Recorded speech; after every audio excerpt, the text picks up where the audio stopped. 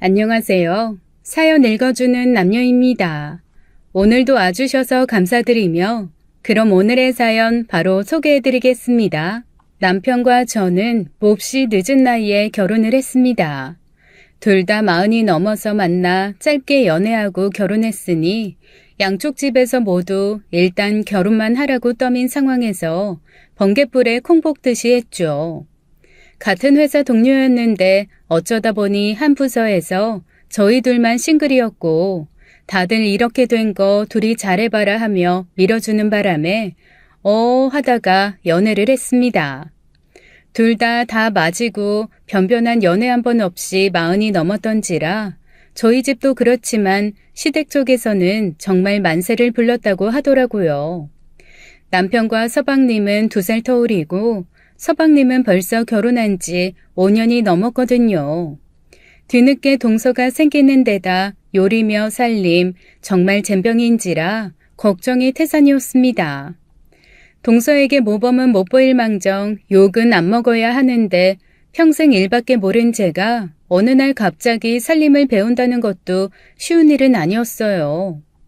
친정엄마도 한 걱정을 하시더라고요. 아니 요즘에 시누이 시집살이보다 동서 시집살이가 더 심하다던데 너 이렇게 아무것도 몰라서 어떡하니? 그러게 그 집 살림이며 가풍이며 동서한테 굽신거리며 배워야 할 참이야 아주. 그 동서 될 사람은 만나봤어? 아니 그런데 얘기 들어보면 효부 아주 그런 효부가 없다고 소문이 자자하대.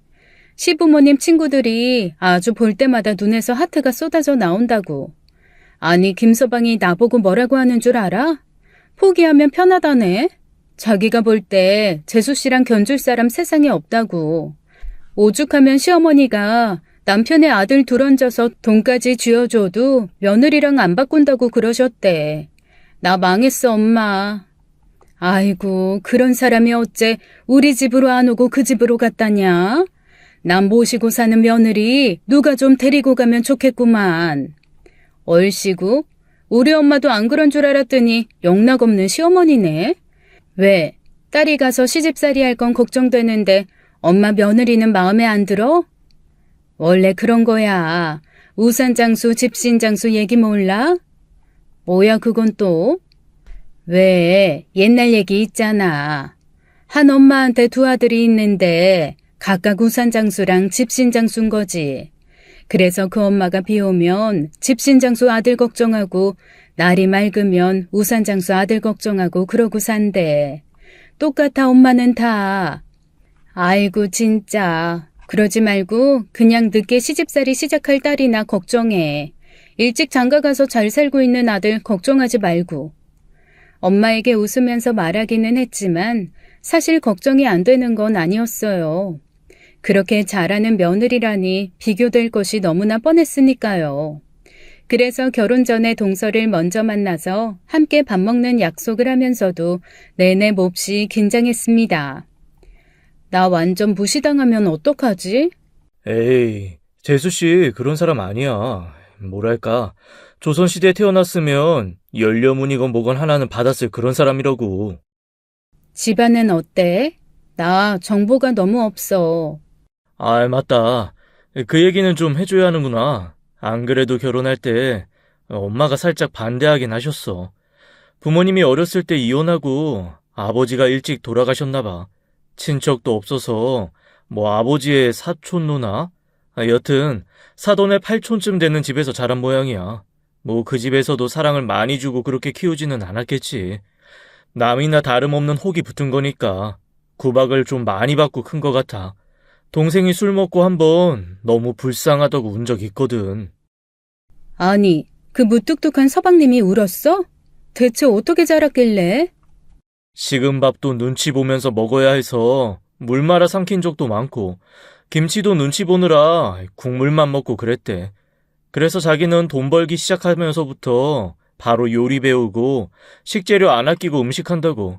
지금도 밥 못 먹게 하는 게 제일 싫다고 그랬나 봐. 그렇다고 또 사치하는 사람은 아닌 것 같아. 아, 그 얘기 기억난다. 나도 그 얘기 듣고는 좀 짠했는데. 무슨 얘기? 처음 데이트 시작하고 얼마 지나지 않아서 재수 씨 생일이었대. 사귄 지 2달 정도?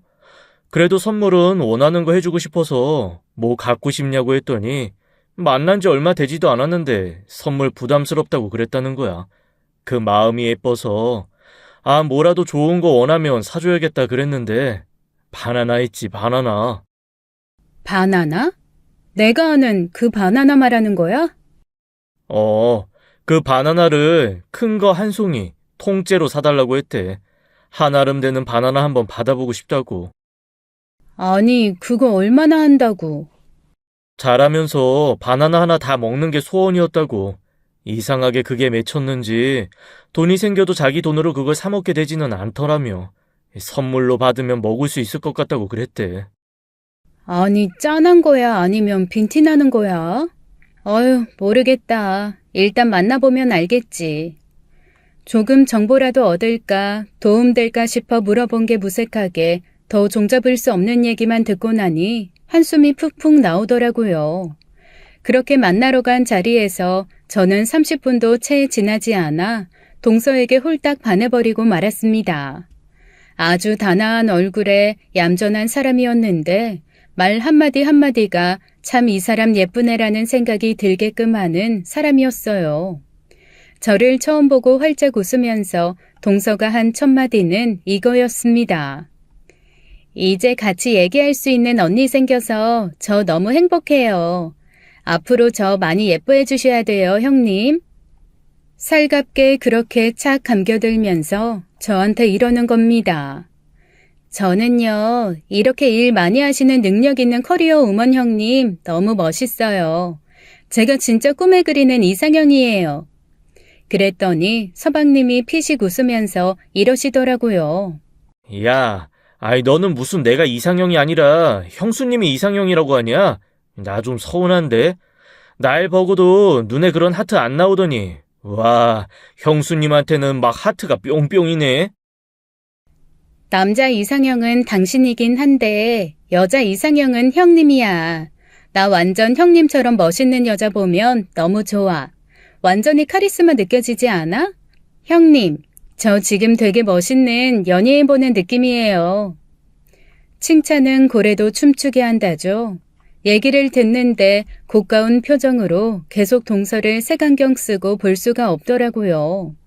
그래서 저도 모르게 민망한 웃음을 지으며 속내를 터놓고 말았습니다. 아우, 왜 이래 진짜 민망하게. 저 그렇게 멋진 사람 아니에요. 제가 진짜 살림도 못하고 할 줄 아는 게 아무것도 없어서 너무 좀 민망하네요.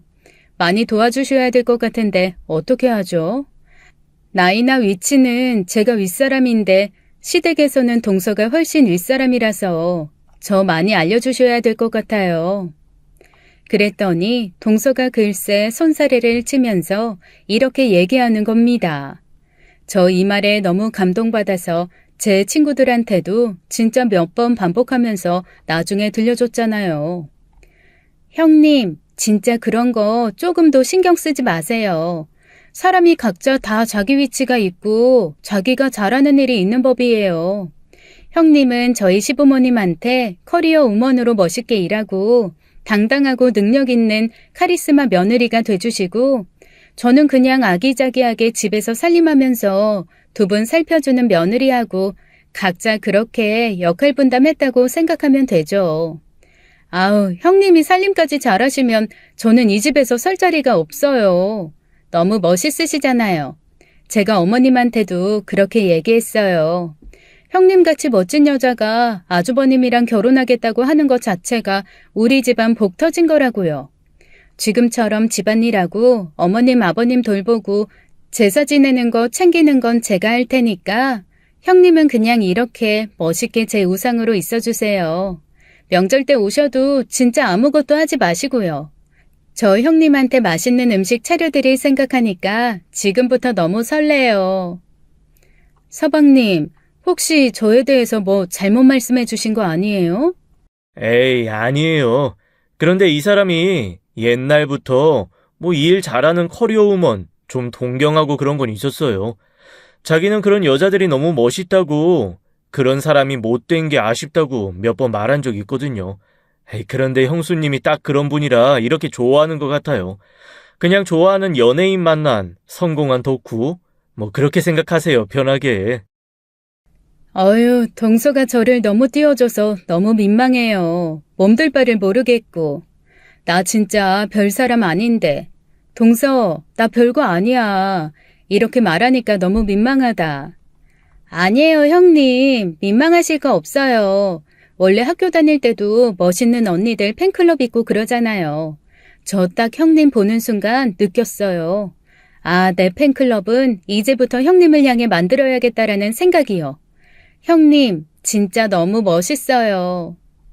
아니, 보통 이런 찬사는 들으면서 상대가 입에 발린 소리를 한다거나 진심이 아니라는 게 느껴지면 오히려 나를 놀리는 것처럼 느껴져서 기분이 안 좋잖아요.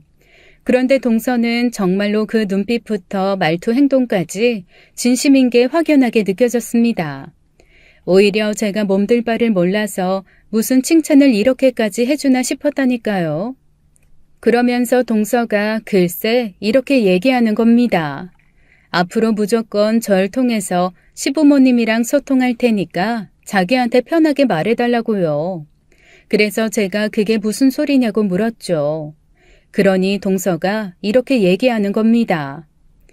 형님이 그래도 저보다 이 집안 어른이시잖아요. 제가 중간에서 조금 일찍 시집 왔다고 이런저런 얘기 옮기고 그러면 형님이 적응하시기도 힘들고 그러실 수도 있으니까 힘든 얘기나 힘든 일은 저한테 시키시고요. 그 다음에 제가 한 번씩 어머님한테 물어봐 달라는 거 그런 거 부탁드리면 형님이 가운데서 교통정리만 해주세요. 왜 큰 회사에서도 실무는 아랫사람들이 다 몸 움직이면서 하고 형님처럼 브레인은 위에서 딱 머리만 쓰잖아요. 우리 집안의 브레인, 형님이 해주시면 될 것 같아요. 그랬더니 남편이 기가 막히다는 듯이 껄껄 웃으면서 이렇게 말하는 겁니다. 와, 나 정말. 재수 씨, 진짜 사회생활 안 해본 거 맞아요? 아니, 지금 보면은, 와, 처세술의 달인이야, 처세술의 달인. 어떻게 이렇게 사람 마음을 살살 사르르 녹이지? 어머, 아주버님, 아니에요. 진심이라서 그래요. 제가 무슨 입 발린 소리 하는 거 아니에요. 정말이에요. 저는 진짜 형님이 너무너무 멋있어요. 그렇게 제가 잔뜩 긴장하고 나간 게 무색하게 저와 동서의 첫 만남은 화기애애하게 끝났습니다.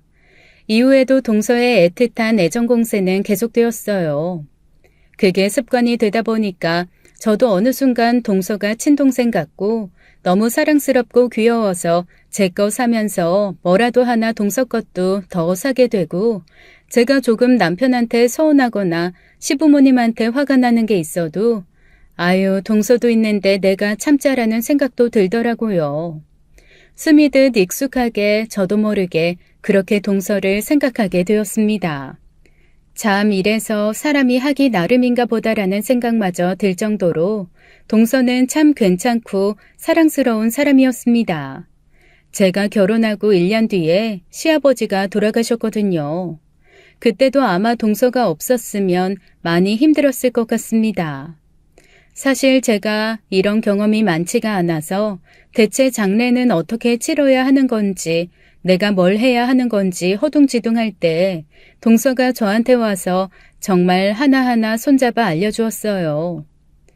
형님, 반찬은 이거랑 이거 이렇게 세 종류만 정하고 내일은 다른 반찬으로 바꾸는 게 어떨까요? 장례식장 반찬도 바뀌요? 네, 병원에서 요청하면 반찬도 선택할 수 있어요. 3일 내내 똑같은 걸로 하면 상주들이랑 가족들이 좀 지겨울 수 있으니까 하루 한 번 바꾸는 게 좋을 것 같아요. 아, 그리고 꽃은 너무 과하지 않게 중짜 정도로 하면 어떨까요? 그래, 동서가 알아서 해. 나한테 안 물어봐도 돼. 아니에요. 제가 일단 사람들한테 가서 말은 할 테니까 형님이 또 생각나시는 거 있으면 저한테 해달라고 말씀해 주세요. 그렇게 티 안 나게 동서는 식구들 앞에서 저를 높여주고 힘든 일은 본인이 다 알아서 하면서 센스 있고 눈치 있게 굴어주었습니다.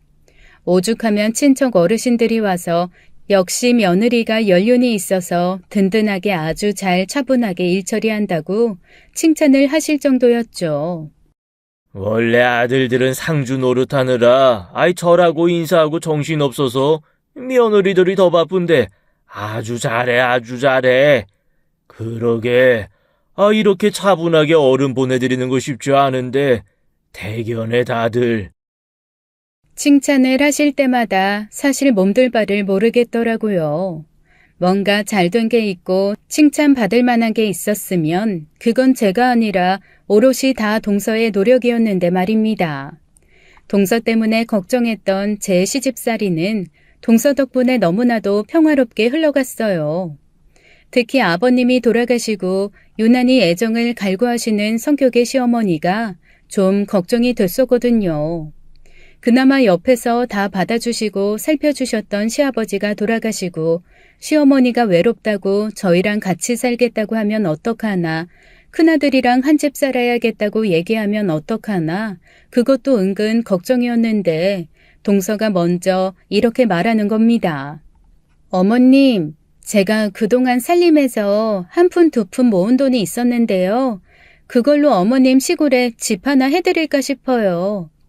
모두가 모여서 저녁을 먹는 자리였어요. 동서가 뜬금없이 꺼낸 그 말에 저희 부부는 물론 서방님까지도 깜짝 놀란 얼굴로 동서를 바라봤습니다. 당신, 그게 무슨 얘기야? 당신이 돈이 어딨어서? 나 이때까지 틈틈이 아르바이트도 하고 그 다음에 살림 비용에서도 조금씩 모으고 그렇게 해서 어머님 작은 시골집 하나 해드릴 정도는 모았어. 평소에 어머님이 꽃 같은 거 가꾸면서 주택 살고 싶다고 하셨잖아. 그래서 어머님한테 집 하나 선물해 드리려고.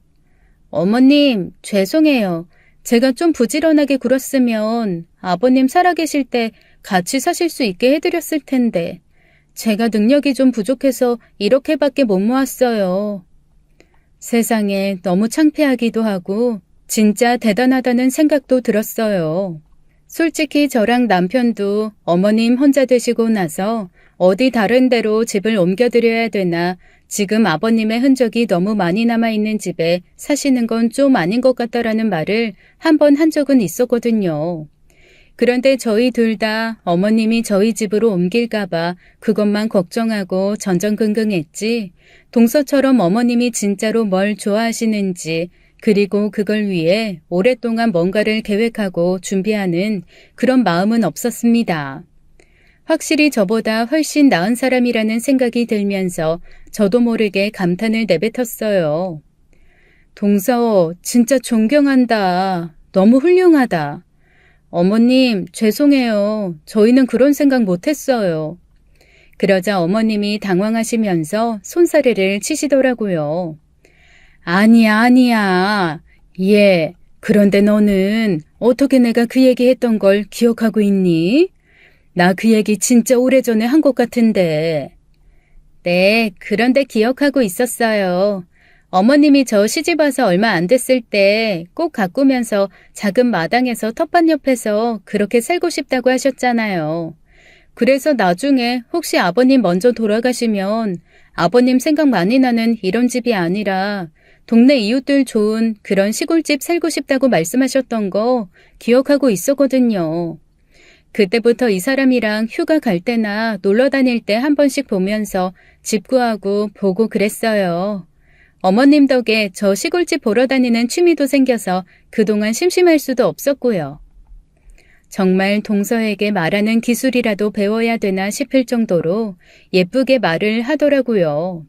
그 자리에서 어머님이 너무 감격하셨는지 눈물을 뚝뚝 흘리셨습니다. 그러면서 이렇게 말씀하시더라고요. 정말 고맙다. 사실 내가 이제 무슨 낙이 있겠니? 내 삶을 통틀어서 사실 나한테는 네 시아버지밖에 없었는데 그 사람 가고 정말 막막했거든. 생각해보니까 내가 뭐 하고 싶다는 것도 없고 할 줄 아는 것도 없고 사는 내내 그저 이 양반이랑 오래오래 행복하게 살고 싶다는 생각밖에는 없었더라고. 그런데 둘째 덕분에 내가 정말 말년에 호강한다, 호강해. 아이고, 눈물 나라.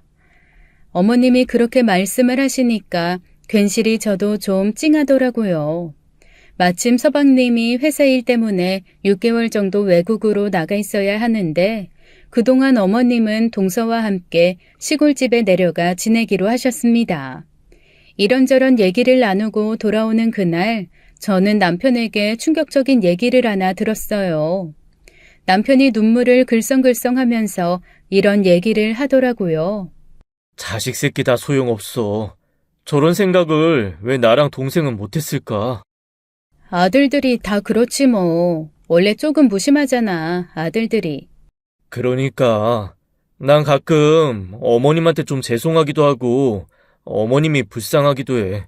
친아들도 아닌 우리들 정말 정성껏 키워주셨는데. 친아들이 아니라고? 그게 무슨 소리야? 당신한테 그냥 말하기 좀 그래서 끝까지 말을 안 했고 또 친아들이 아니라는 얘기를 하는 것 자체가 어머니한테 너무 죄송스러웠거든. 왜냐하면 남들이 보통 계모라고 하면 다 오해하는 왜 그런 게 있잖아. 신데렐라 엄마라든가 백설공주 엄마라든가 왜 계모는 다 나쁘다는 생각하는 선입관이 있잖아. 그래서 어디 가서 친엄마 아니란 얘기를 나도 그렇고 동생도 그렇고 잘 안 해. 왜냐하면 그 어떤 엄마보다 우리를 사랑으로 진심을 다해 키워주셨거든. 세상에, 나 진짜 몰랐어. 무슨 얘긴데? 자세하게 좀 해봐. 내가 초등학교 1학년 땐가 엄마가 갑자기 돌아가셨어. 정말 원인도 모르고 이유도 모르겠고 그냥 어느 날 학교 갔다 왔는데 아빠가 그러시는 거야. 엄마 돌아가셨다고. 황망했지. 어려서 잘 기억은 안 나는데 좀 이상하긴 했어. 사람도 별로 안 오고 그냥 후다닥 치러졌거든. 근데 좀 커서야 알게 됐지. 엄마가 지병이 좀 있으셨는데 급작스레 악화되면서 손 쓸 새 없이 돌아가신 거였어. 나중에 커서 이모라는 분을 만나서 들은 얘기인데 원래 엄마 집에서는 결혼 안 시키려고 하셨대. 워낙 약하고 병도 있으니까 그냥 걱정이 되셔서 혼자 건강하게만 살았으면 좋겠다고. 그런데 엄마가 아빠한테 반해서 결혼 못하면 그냥 이 자리에서 딱 숨 안 쉴 거라고 협박하고 고집 부려서 결혼을 하셨다나 봐. 뭐야? 아버님 마성의 남자야? 하긴 콧대 높고 눈 부리부리하고 잘생기시긴 했지.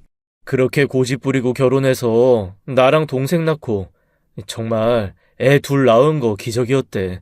애 낳으면서 친정하고도 왕래 끊고 그렇게 아빠만 바라보며 사셨나 봐. 그러다가 자꾸 병이 악화되고 하긴 어렸을 때 기억해. 엄마가 누워서 기침하던 거, 파리하게 힘없이 앉아 계시던 거 그런 기억이 나긴 해.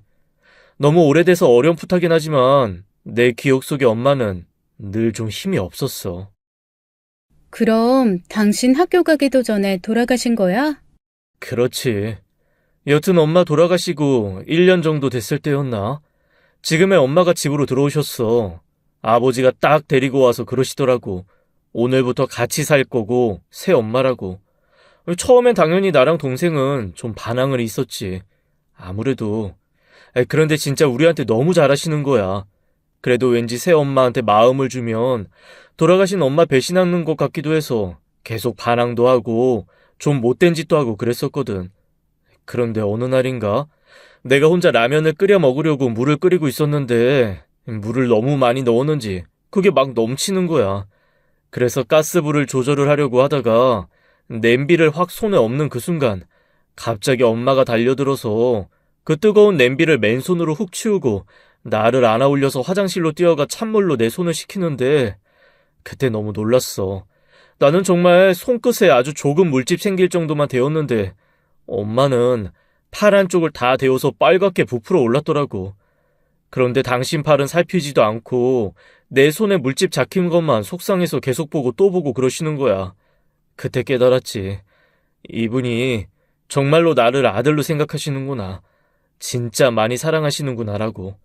그때부터 나랑 내 동생이랑 엄마라고 부르고 진짜 엄마처럼 따르기 시작했어.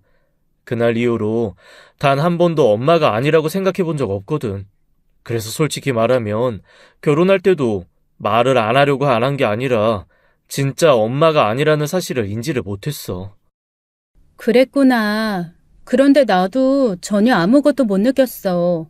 그냥 되게 좋은 어머니고 그냥 자애로우신 분이라고만 느꼈지. 그런데 순간순간 뭐라고 해야 되지? 숨기는 거, 비밀스러운 거, 그런 게 좀 느껴지긴 했거든. 당신이 지금 해준 얘기, 그게 은연중에 어머니 마음에 있으셔서 그래서 그랬나 보다. 뭐 그랬을 수도 있고. 그런데 그런 게 느껴졌어? 그냥 얘기하다가 뭔가 옛날 얘기 나오면 갑자기 말씀을 안 하실 때도 있고 웃으면서 무마시키실 때도 있고 내가 한 번은 어머님은 아버님 만나기 전에 뭐 하셨었냐고 물어봤거든. 그랬더니 되게 애매하게 웃으시면서 그냥 친정에서 살림 배웠지 그 말만 하고 아무 말도 안 하시더라고. 그래서 내가 어머님은 그럼 형제 관계가 어떻게 되시냐? 혹시 이모님이나 오빠나 언니 동생 있으시냐? 그렇게 여쭤봤더니 그때도 그냥 뭐 그런 게 궁금하냐고 지금은 다 서로 연락 안 하고 살아서 내 가족은 너희뿐이다 라고 하시는 거야. 그래서 뭔가 사연이 있으신가 하고 말았지. 아, 그래? 언제 또 그런 얘기를 했냐? 하긴, 자라면서 이모나 외삼촌 얘기 한 번도 듣지 못한 것 같아.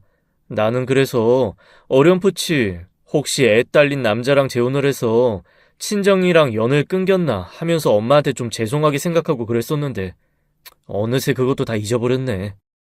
그러니까 그 얘기하는 거 별로 반가워하지 않으시는 것 같더라고. 어쨌건 어머님도 나름 생각도 많고 상처도 많으시겠다. 그렇지. 그래서 우리가 잘하고 생각해 드려야 되는데, 재수 씨가 저런 생각을 먼저 해주니, 진짜 몸둘 바를 모르겠다.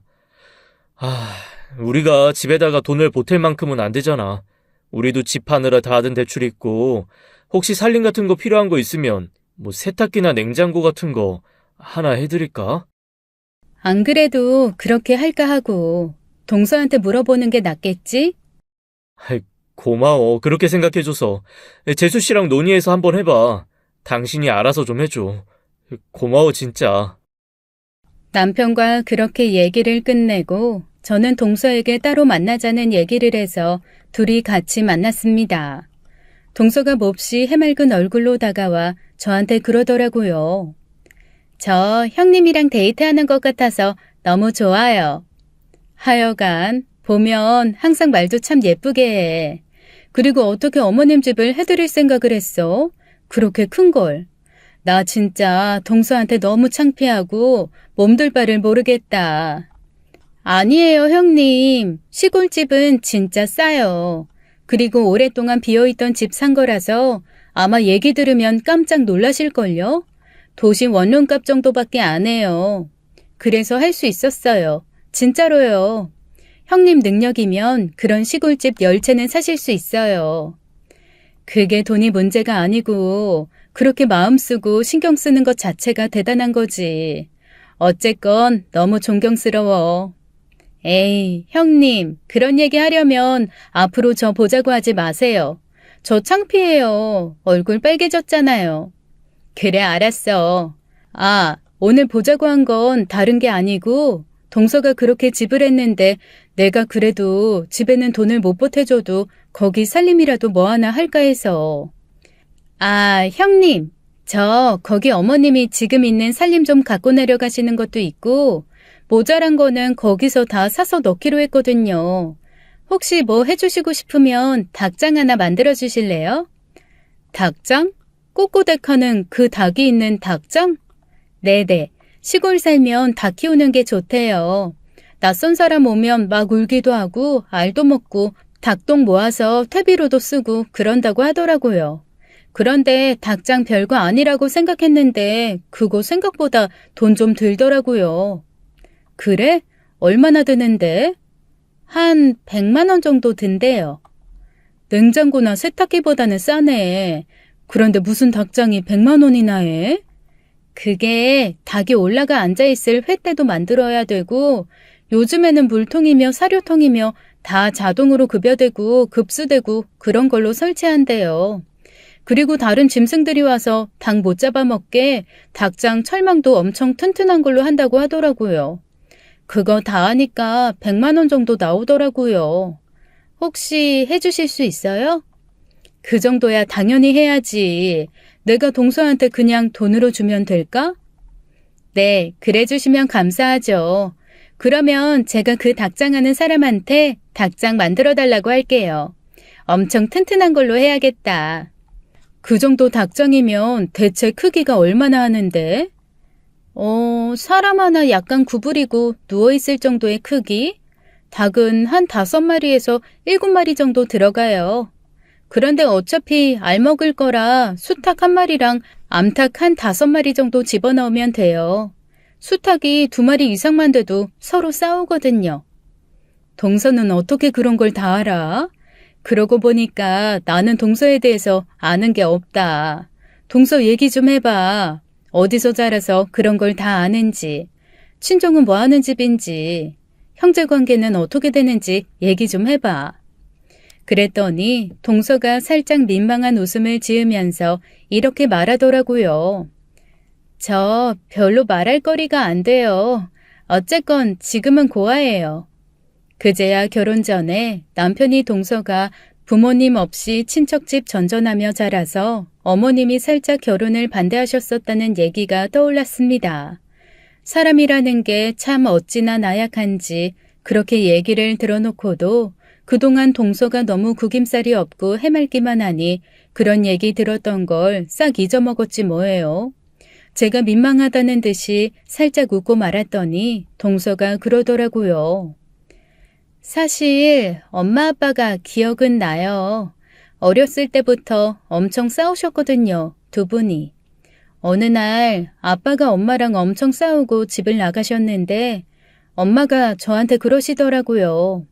네 아빠랑 도저히 못 살 것 같다고. 그냥 이젠 엄마도 엄마 인생 살고 싶다고.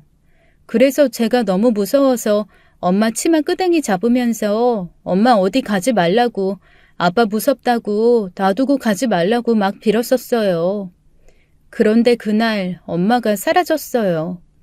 동네 사람들 말에 의하면 저수지 깊은 데 빠진 것 같다라는 얘기도 있었고 아무리 찾아도 엄마 행방이 없고 그런데 정말로 저수지 옆에 엄마 신발이 놓여 있었거든요.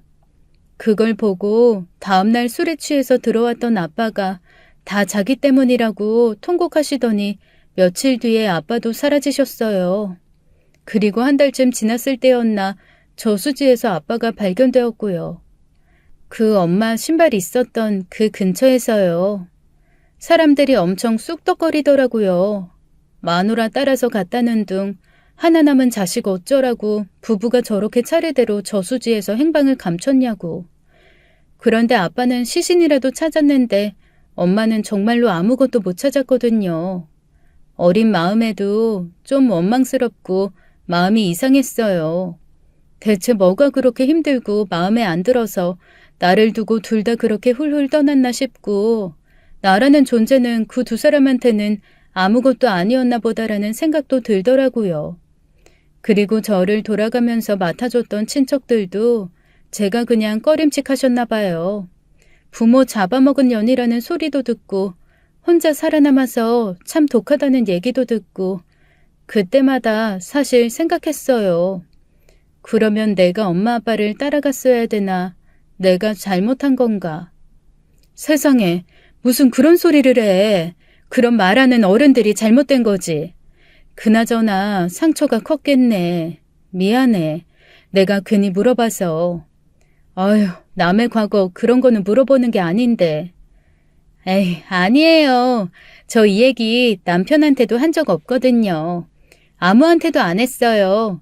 그런데 그냥 형님한테는 어떻게 술술 나오네요. 형님이 제 히어로라서 그런가? 정말 별소리를 다 한다. 그래도 고맙네. 이렇게 밝고 착하게 자라주고 살아주고. 아마 부모님이 보셨으면 엄청 자랑스러워 하셨을 거야. 그러자 동서가 희미하게 웃으면서 그러더라고요. 그랬을까요? 정말 자랑스러워 하셨을까요? 그럼 자랑스러워 하시지. 나도 아직은 자식 생각이 없는데 만약에 정말 자식이 생기면 딱 동서 같은 딸 낳았으면 좋겠어. 그러자 동서가 손사래를 치면서 이러는 겁니다. 형님, 큰일 나요. 제가 어떤 사람인 줄 알고요. 저 되게 무서운 사람이에요. 그런 얘기 하지 마세요. 어휴, 생각만 해도 끔찍해요. 절 닮은 아이라니요. 어머, 무슨 소리야. 동서가 뭐가 무서워? 그리고 본인을 좀 사랑할 줄도 알아야지. 동서 좋은 사람이야. 스스로한테 그렇게 너무 엄하게 굴 필요 없어. 끔찍하다니 그게 무슨 말이야? 그러지 마, 어? 형님, 그렇게 그냥 형님은 계속 저 예뻐하고 제 편 해주세요. 저 그랬으면 좋겠어요. 알았어. 동서 편 해줄게. 그날은 그렇게 웃으면서 화기애애하게 헤어졌습니다. 그리고 저는 동서에게 닭장을 하라며 흔쾌히 100만 원을 보내주었죠. 한동안 저희 시어머니는 시골로 이사갈 생각에 들떠서 몹시 행복해 하셨습니다. 그리고는 저희한테도 시골집 아직은 정리가 다 안 됐으니 깔끔하게 완벽하게 정리한 다음 초대하면 그때 한우나 잔뜩 들고 놀러 오라고 하시더라고요. 어머님, 그래도 저희가 가서 좀 도와드려야 되는 거 아니에요? 어? 아니야. 둘째랑 나랑 둘이서 거기 머물면서 싹 다 정리하기로 했다. 어차피 걔도 지 남편 출장 가서 한 6개월 혼자 있어야 하니까. 그동안은 나랑 같이 있기로 했어. 둘이 살면서 놀면서 쉬엄쉬엄 정리하고 그러기로 했으니까 괜히 오지 마. 이불도 모자라고 잘 곳도 없고 정리 도중에 사람 들락거리면 괜시리 번거로워. 그래요? 그러면 저희 진짜 가지 마요? 진짜로 오지 마. 너희 와봐야 할 것도 없어. 그냥 멋지게 집 꾸며놓고 초대할 테니까. 내가 말했지? 동네 사람들 쫙 돌릴 갈비짝이나 듬뿍 들고 와라. 그렇게 어머님은 저희 부부가 가서 돕겠다는 말도 마다하고 그래도 일주일에 한 번 정도는 오늘은 마당을 가꿨다느니 오늘은 담을 좀 손봤다느니 한 번씩 얘기를 해주셨었는데 어느 날부터인가 연락이 딱 끊겨버리고 말았어요. 저희가 전화를 해도 잘 받지 않으시고 뒤늦게 문자로 바쁘니까 나중에 연락하겠다는 답만 오더라고요. 그렇게 몇 번 반복이 되다 보니 남편이 오히려 이렇게 말하는 겁니다. 엄마가 시골 생활이 되게 즐거우신가 보네. 아니 뭐 전화가 안 돼. 그리고 바쁘니까 자꾸 전화하지 말래. 아니 대체 뭐가 그렇게 바쁜 거야? 안 그래도 나도 동서한테 몇 번 연락했는데 그때마다 어머님 밭에 나가 계시다고 그러고 마당에서 뭐 하신다고 그러고 자기도 지금 뭐 가지러 잠깐 들어온 거라 바쁘다 그러고 여튼 뭐 되게 바쁜가 봐. 바쁘시니까 다행이긴 한데 몸이나 안 상하실까 몰라.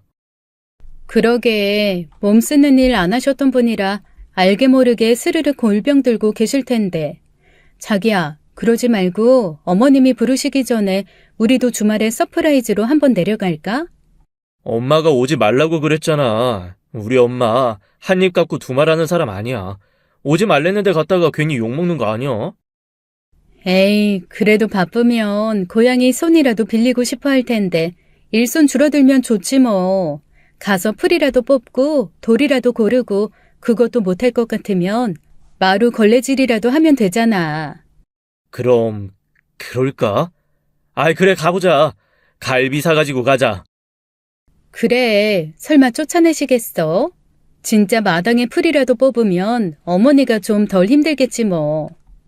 저희는 그렇게 어머님과 동서에게 말하지 않고 일단 한번 가보기로 했습니다. 주말 새벽에 축산시장에 가서 일찍 고기를 듬뿍 끊어다가 예전에 동서가 한번 말해줬던 그곳으로 차를 몰았어요. 아침 일찍 출발했는데도 꽤 깊은 산골이어서 그런지 중천에 해가 다다를 때쯤 도착했습니다. 저희가 생각했던 시골하고는 너무 다르더라고요. 그래도 시골집에 마당도 있고 근처에 이웃도 있다고 그래서 약간 전원주택단지 비슷하지 않을까라고 생각했는데 정말 외길을 꼬불꼬불 타고 올라가다 보면 집 하나 있고 또 꼬불꼬불 타고 올라가다 보면 집 하나 있는 정말 깡 시골이었습니다. 게다가 동서가 예전에 말해줬던 주소를 찍고 갔더니 내비게이션에도 나오지 않는 정말 깊은 산속에 있는 그런 집이더라고요. 길도 외길에 돌도 많고 울퉁불퉁해서 대체 이런 길을 어떻게 왔다 갔다 하나 싶을 정도였습니다. 오죽하면 운전대를 잡았던 남편이 엄마가 이런 데서 사신다고? 엄마가 진짜로 이런 데서 사신다고? 계속 그 말을 반복할 정도로 너무 외지고 오히려 음침하기조차 한 그런 곳이었어요. 아니, 이삿짐 트럭이며 택배며 아무것도 못 들어올 것 같은데? 자재 실은 큰 차는 절대 못 들어오겠는데 이런 데를 어떻게 알고 산 거야? 주변 풍경을 보며 저와 남편은 점점 말을 잃어갔습니다. 그저 구불거리는 길에서 벗어나 아래로 구르지 않게 집중하고 가는 것밖에는 방법이 없었어요. 그렇게 한참을 달려서 도착한 곳에는 아주 작고 낡은 집이 하나 있었습니다. 그런데 아무리 봐도 사람이 살 것 같은 집은 아닌 거예요. 뭔가 다 무너지는 것 같은 그런 느낌이랄까요. 남편이 저한테 계속 주소 맞냐고 물어보더라고요. 저도 고개를 갸웃거리면서 이 주소가 맞는데 뭔가 이상하다고 생각했습니다. 안 그래도 동서가 주소를 말해주지 않아서 제가 그래도 하다못해 택배라도 보내려면 주소가 있어야 된다고 아주 초반에 받아놨었거든요. 혹시 제가 잘못 받아 적은 건가 아니면 내비게이션이 잘못된 건가 그렇게 고개를 갸웃거리면서 주변을 둘러보았어요. 남편이 전화기를 열더니 고개를 설레설레 흔들더라고요. 여기 아닌가 봐. 전화도 안 터져. 기지국 전파가 안 닿는 것 같은데? 그러게. 동서한테 안 그래도 전화해서 물어보려고 했는데 인터넷 연결도 안 되고 전화도 안 터지네. 여기가 아닌가 보다. 그런데 이상하다. 분명 주소는 여기 맞는데 내비가 이상한 거 아니야? 그거 아닌 것 같아. GPS 주소는 잠깐만. 이게 무슨 소리야? 무슨 소리? 진짜 무슨 소리 들리는데? 어디선가 이상한 소리가 들렸습니다. 신음 같기도 하고 물이라고 하는 소리 같기도 하고 어쨌거나 짐승 소리는 아니었어요. 저랑 남편이 서로를 바라보고 두 손을 꼭 잡았습니다. 조금 무서운 마음이 들었거든요.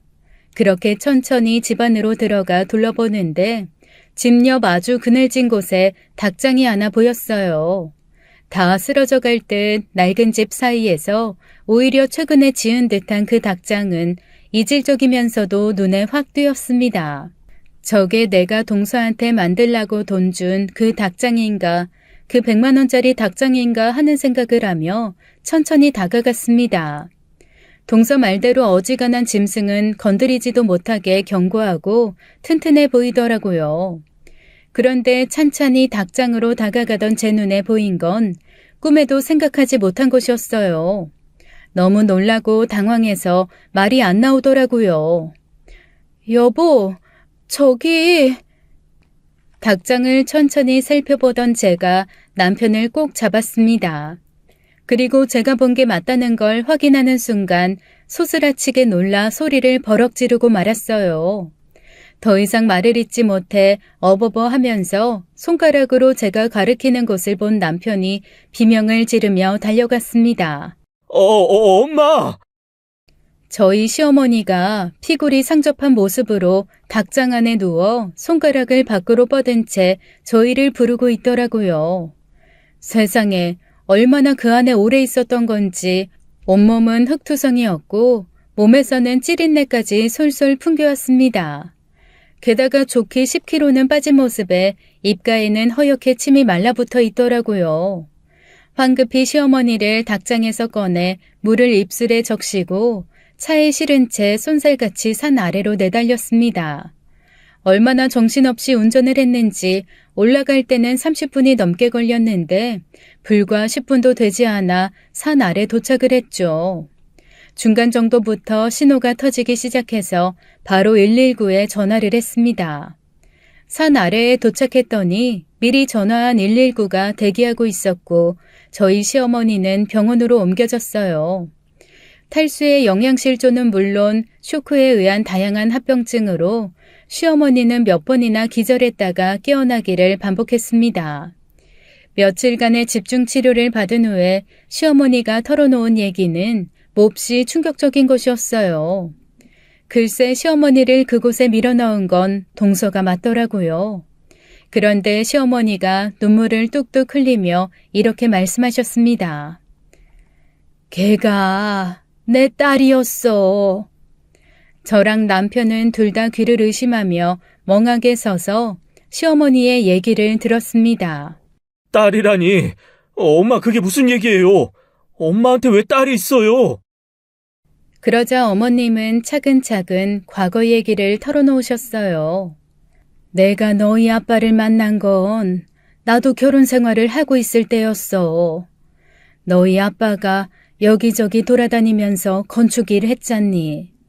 어느 날 우리 동네에 집 지으러 온 그 사람하고 내가 눈이 맞았던 거야. 나는 당시에 그 공사장 사람들한테 밥 해주는 일하고 있었고 내 남편은 그냥 공사장 인부였거든. 맨날 흙 묻히고 들어와서 성질내고 술 먹으면 때리는 남편만 보다가 그래도 멋지게 안전 못 쓰고 이런저런 지시하는 그 사람이 얼마나 멋있었는지. 밥을 줘도 한 숟갈이라도 더 주게 되고 맛있는 반찬을 해도 그 사람한테 더 주게 되더라고.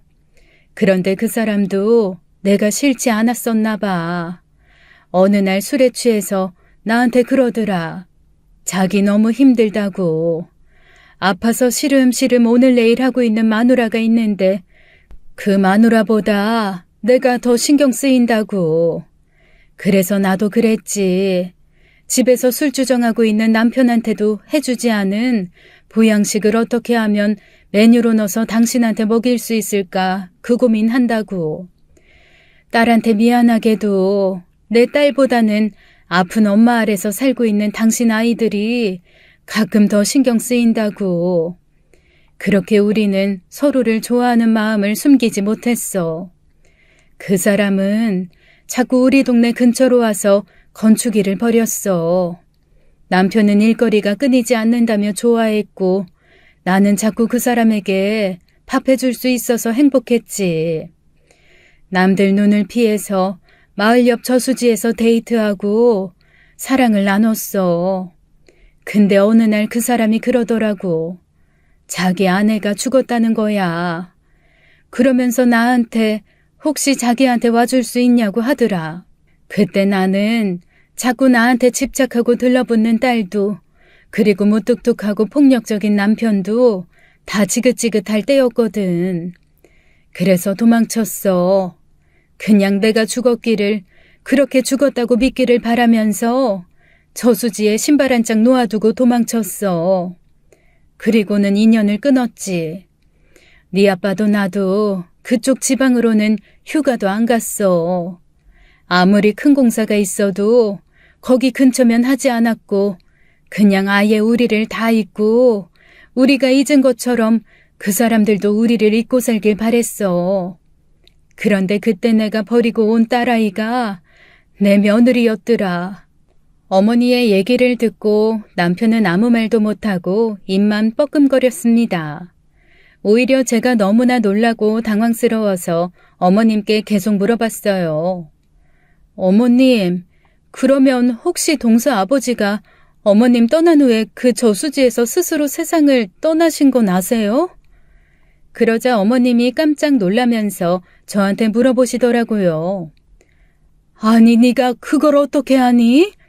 나도 이번에 걔가 말해줘서 알았는데. 동서가 저한테 한번 얘기한 적 있어요.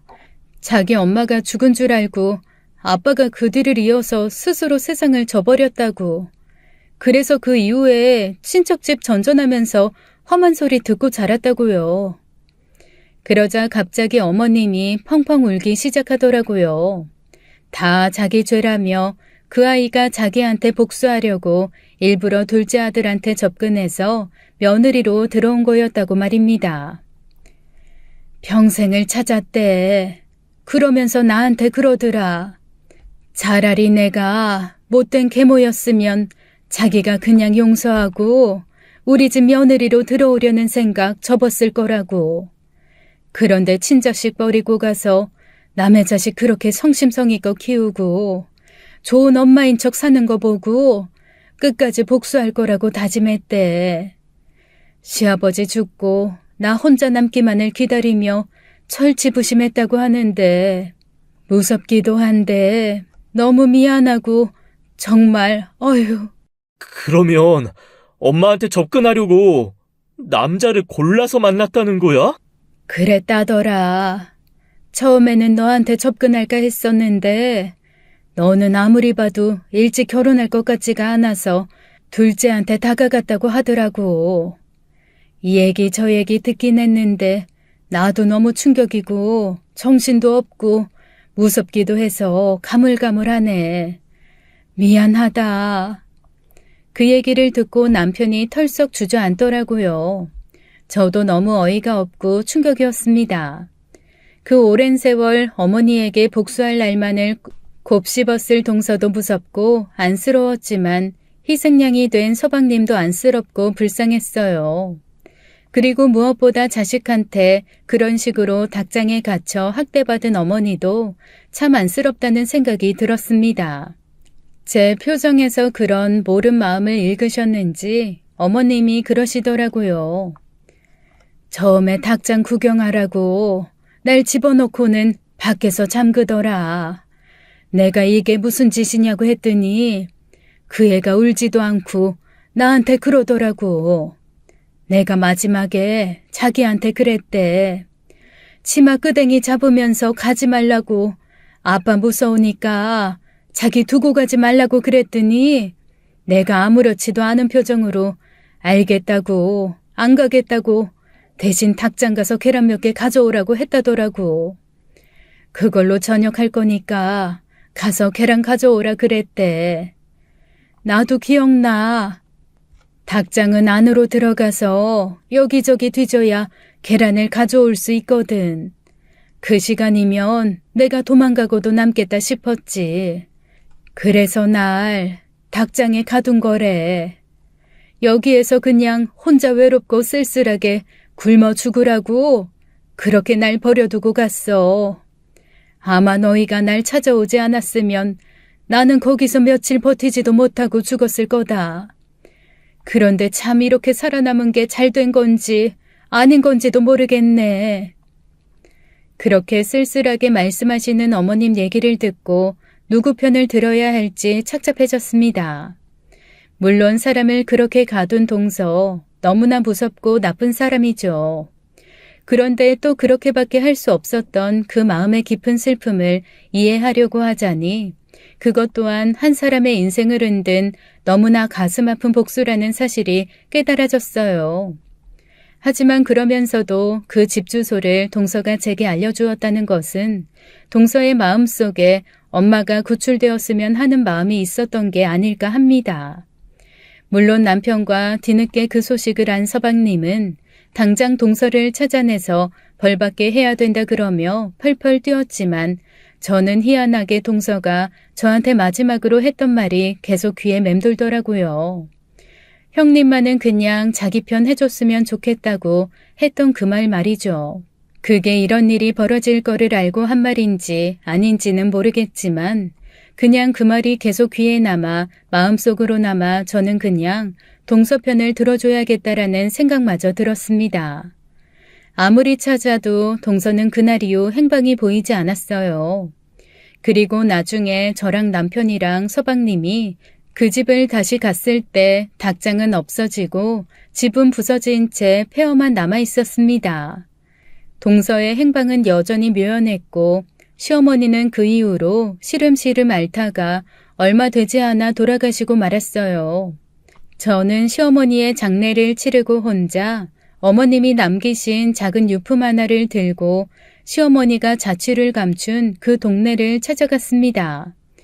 여전히 큰 저수지, 인적 드문 산책로를 천천히 걸으면서 마음속으로 시어머니도 동서도 평안하기를 바랬어요.